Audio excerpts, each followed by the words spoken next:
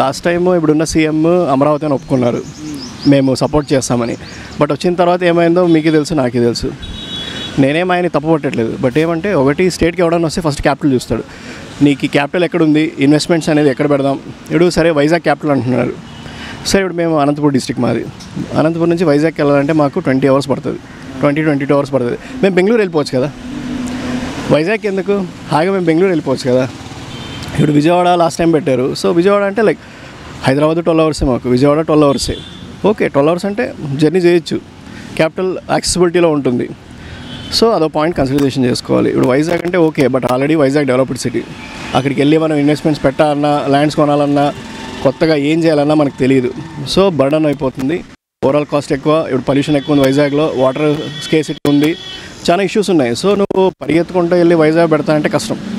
మేము పరిగెత్తి వెళ్ళాం. ప్రసాద్ మాకు ఏదో క్యాప్లో పని ఉంటుంది, అనంతపురం నుంచి వైజాగ్ వెళ్ళాలంటే నీకు 24 hours జర్నీ చేయాలంటే ఎవరికైనా కాదు. సో లాజిస్టికల్ ఇష్యూస్ చాలా ఉంటాయి.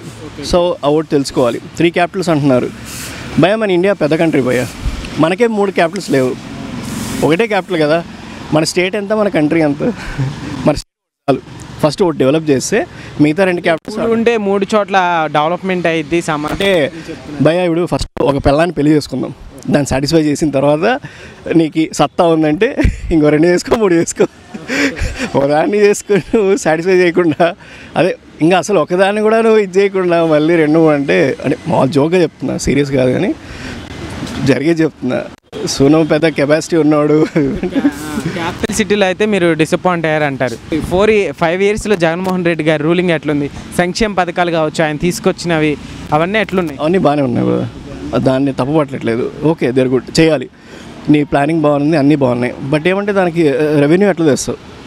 ఇప్పుడు ఖర్చు పెడుతున్నావు, సరే నువ్వు 100 ఖర్చు పెడుతున్నాడు, 150, 200 ఉంటే ఓకే, నేను తప్పనట్లేదు. ఖర్చు పెట్టి చేస్తున్నావు, అన్నీ బాగానే చేస్తున్నావు. బట్ రెవెన్యూ ఎక్కడ ఉంది? రెవెన్యూ సోర్సెస్ ఇంకా వెతకాలి. మరి వచ్చే ఎలక్షన్స్లో ఒక 1 monthలో అయితే ఎలక్షన్స్ స్టార్ట్ అయిపోతాయి కదా. సో ఈసారి మరి ఎలాంటి మెజారిటీతో రావచ్చు అంటే, ఎంత మెజారిటీతో గెలుపుతుంది?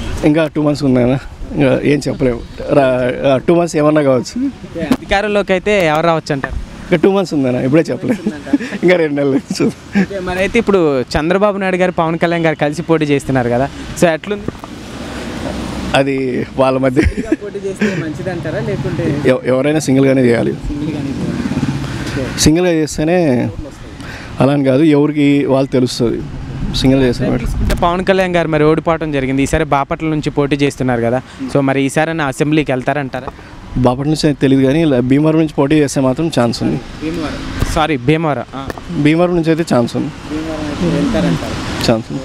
బట్ అది కూడా ఈ 2 నెలలు తిరిగితే గెలుస్తాడు. ఈ 2 నెలలు కూడా సైలెంట్గా ఉంటే నమస్తే. అయితే ఇప్పుడు షర్మిల గారు ఉన్నారు కదా, సొంత అన్నకే ఇప్పుడు ఎదురెళ్తున్నారు, అంటే బయటకు వచ్చి కూడా విమర్శిస్తున్నారు. సో అంటే లాస్ట్ టైం చూసుకుంటే జగనన్న వదిలిన బాణం అని చెప్పి సపోర్ట్ చేశారు జగన్మోహన్ రెడ్డి గారికి. ఇప్పుడు బయటకు వచ్చి అలా మాట్లాడుతుంటే ఎలా ఉంది అంటే, కాంగ్రెస్లో ఇప్పుడు కొత్తగా వచ్చింది కదా ఏపీలో రీఎంట్రీ, ఎట్లా అంటే వాళ్ళ ఫ్యామిలీ ఇష్యూస్ మనకు వద్దన్న. అదే వాళ్ళు లేదు, అది వాళ్ళ ఫ్యామిలీ ఇష్యూసే మనకు వద్దు, వదిలేదు. వాళ్ళు ఏమని చేసుకో. అట్లుంది షర్మిల గారి ఎంట్రీ.